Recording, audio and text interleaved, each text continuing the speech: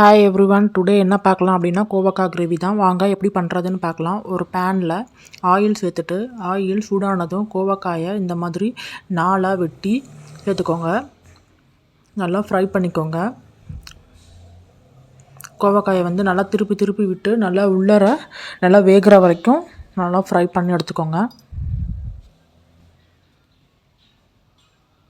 நல்லா திருப்பி திருப்பி விடுங்க. அப்போ தான் நல்லா அந்த கோவக்காய் வேகு உள்ளரலாம்.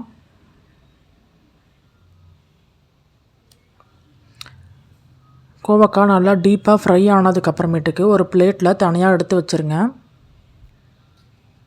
அப்புறம் அதே ஆயிலில் ஒரு பட்டை, ஒரு கிராம்பு, ஒரு ஏலக்காய் சேர்த்துட்டு அது கூட ஒரு ஸ்பூன் ஜீரகம், ஒரு ஸ்பூன் சோம்பு, பொடியாக கட் பண்ண பெரிய வெங்காயம் சேர்த்து நல்லா வதக்கிக்கோங்க.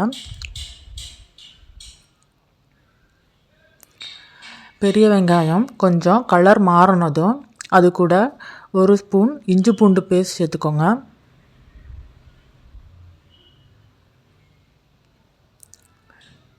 இஞ்சி பூண்டு பேஸ்ட் பச்சை வாசனை போகிற வரைக்கும் வதக்கிக்கோங்க.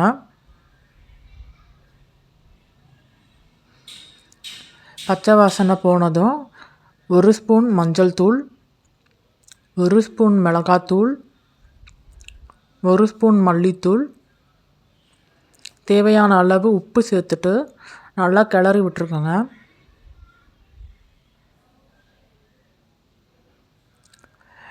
நல்லா கிளறினதும் ஒரு தக்காளியை மிக்ஸி ஜாரில் சேர்த்து நல்லா ஃபைன் பேஸ்ட்டாக அரைச்சி எடுத்துக்கோங்க. அரைச்சதை இதோடு சேர்த்துட்டு கொஞ்சமாக தண்ணி சேர்த்து நல்லா கொதிக்க வைக்கலாம்.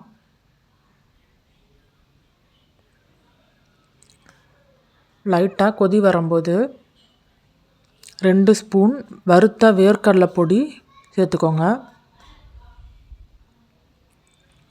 வேர்க்கடலை பொடி சேர்த்ததுக்கப்புறமேட்டுக்கு நம்ம ஃப்ரை பண்ணி வச்ச கோவக்காயை ஒன்று ஒன்றா சேர்த்துட்டு மூடி போட்டு நல்லா வேக வச்சுக்கலாம்.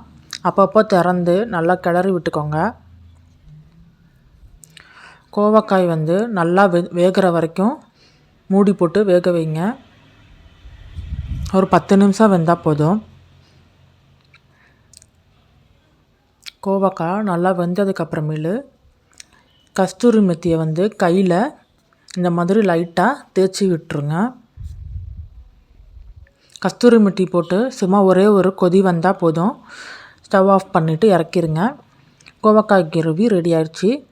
சப்பாத்திக்கு சைட் டிஷ்ஷாக சாப்பிட்லாம். டிஃப்ரெண்ட் டேஸ்ட்டில் இருக்கும். நீங்களும் ட்ரை பண்ணி பாருங்கள்.